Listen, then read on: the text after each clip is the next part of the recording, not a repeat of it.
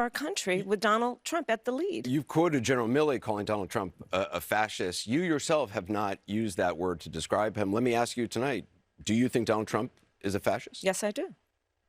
Yes, I do. And I also believe that the people who know him best on this subject should be trusted. Again, look at their careers. These are not people, with the exception, I think, of only Mike Pence. These were not politicians. These are career people who have served in the highest roles in national security. That was one of the many viral moments from Kamala Harris's CNN town hall tonight. And I think it's important to remember that the only reason that this town hall is being hosted is because Donald Trump was unwilling to debate Kamala Harris again on CNN. That debate would have been taking place tonight, but of course, Donald Trump is too scared. But Kamala Harris is still out there talking about her policies, talking about her agenda, and calling out Donald Trump. And we saw that later on in this town hall when she was asked a question by a Republican voter and gave a perfect answer that I know is going to drive Donald Trump crazy because it is going so viral. And we are going to get into that all. But before we do, if I could quickly ask you to leave a like on this video, and if you haven't already and you enjoy our channel, to hit that subscribe button. It goes a long way. It really means a lot to me. Now let's get into more of Kamala Harris's comments on the threat that Donald Trump poses to our country in this clip right here. The audience in just a second. I want to start by asking you, though, for weeks you have been calling Donald Trump unstable, unhinged. You've called him dangerous. You've quoted General Milley recently, who called him a fascist. Today, you quoted General Kelly, who said that Trump repeatedly praised Hitler. Yeah. But there are tens of millions of Americans right now who have heard all those things, and they don't buy it, or even if they do, they're still going to vote for Donald Trump. He's arguably more popular now than ever. You have 13 days to go. What do you say to those voters to convince them? Because some of them are in this room. Sure, and I thank you all for taking the time to be here. And you could be doing a number of other things with your time. So this really is proof that we love our country. People are engaged, Anderson, and really want to talk about the issues. And so the issue that you raise, yes, I do believe that Donald Trump is unstable, increasingly unstable, and unfit to serve. And I don't necessarily think that everyone has heard what you and I have heard repeatedly, which is the people who know Donald Trump best, the people who worked with him in the White House, in the Situation Room, in the Oval Office, all Republicans, by the way, who served in his administration, his former chief of staff, his national security advisor, former secretaries of defense, and his vice president have all called him unfit and dangerous. They have said explicitly he has contempt for the Constitution of the United States. They have said he should never again serve as president of the United States. We know that is why Mike Pence is not running with him again, why the job was empty. And then today we learned that John Kelly, a four-star Marine general, who was his longest-serving chief of staff, gave an interview recently in the last 2 weeks of this election, talking about how dangerous Donald Trump is. And I think one has to think about, why would someone who served with him, who is not political, a four-star Marine general, why is he telling the American people now? And frankly, I think of it as he's just putting out a 911 call to the American people. Understand what could happen if Donald Trump were back in the White House.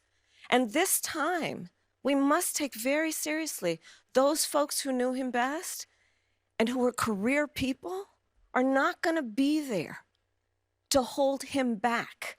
Such an important closing message that Kamala Harris is delivering so well about the Republicans coming out against Donald Trump, knowing what a threat he is to our democracy. And what I think is an important reminder that I think gets lost a little bit sometimes when we talk about this is that those same Republicans who prevented some of Donald Trump's more disastrous attacks on our democracy would not be there in a second term. There would be no checks on Donald Trump. It would only be the most extreme Republicans and cultists surrounding him. And it's one of the many reasons why he can never be president again.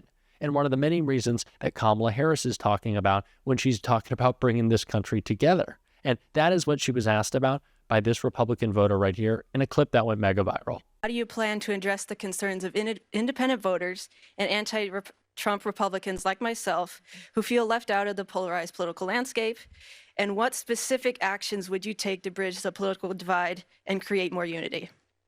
That's a wonderful question. I pledge to you to be a president for all Americans. And I think, to the point of, in the spirit of your question, that people are frankly exhausted with what has been happening over the last several years, which is this environment that is suggesting that Americans should be pointing fingers at one another, that we are divided as a nation, instead of what I think you and I will speak for us, I think, who believe and know. The vast majority of us have so much more in common than what separates us. And I think that the American people deserve to have a president who is grounded in what is common sense, what is practical, and what is in the best interest of the people, not themselves. I started my career as a prosecutor. And I will tell you, I never in my career, and most of my career was outside of Washington, D.C., by the way. Only 4 years when I was in the Senate were in Washington, other than being vice president.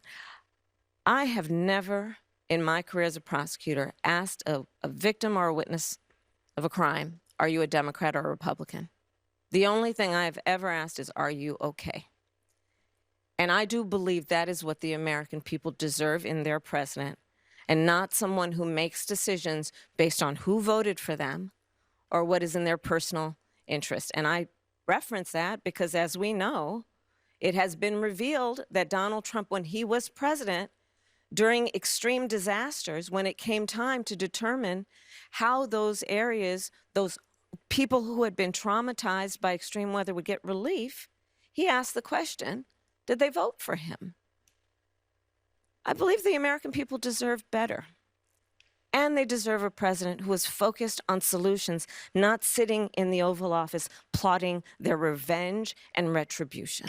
Reaching across the aisle to bridge the political divide has been one of the core issues of the Kamala Harris campaign, and something that she has spoken on so well. Of course, this week we saw Kamala Harris on the campaign trail with Liz Cheney, an important reminder of the big tent that is this campaign and the better place that we can get into in this country when we can actually have discussions about what matters. But before, of course, we can do that, we have to fight for our democracy and preserve it first, because there is no policy more important than democracy. That will always come first. Of course, it's a policy that Donald Trump doesn't care about. He doesn't care about anything that America stands for. Like John Kelly said, it's the reason he's willing to cozy up to dictators, why he thinks about the enemy from within, not the enemy from outside.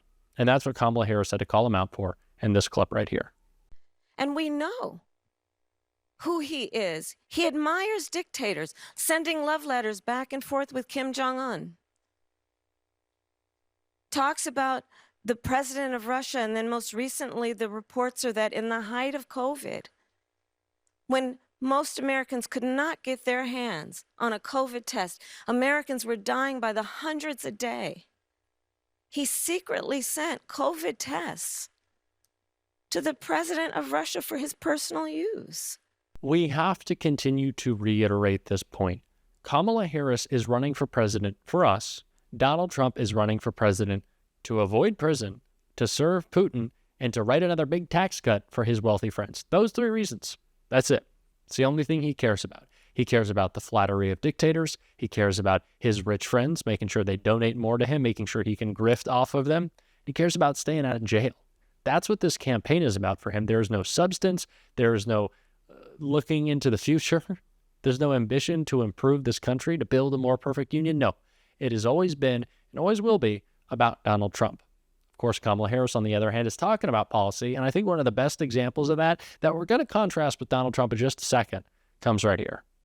Thank you, Anderson. Thank you both for being here. Thank you, Eric. So my question is concerning groceries. Grocery prices have gone up quite a bit in the last 4 years. And some people blame former President Trump. Some people blame President Biden. Who would you say is correct? And what would you do to bring prices down for Americans? Thank you, Eric. And you're absolutely right. You know it. I know it. I think most Americans know it. Price of groceries is still too high.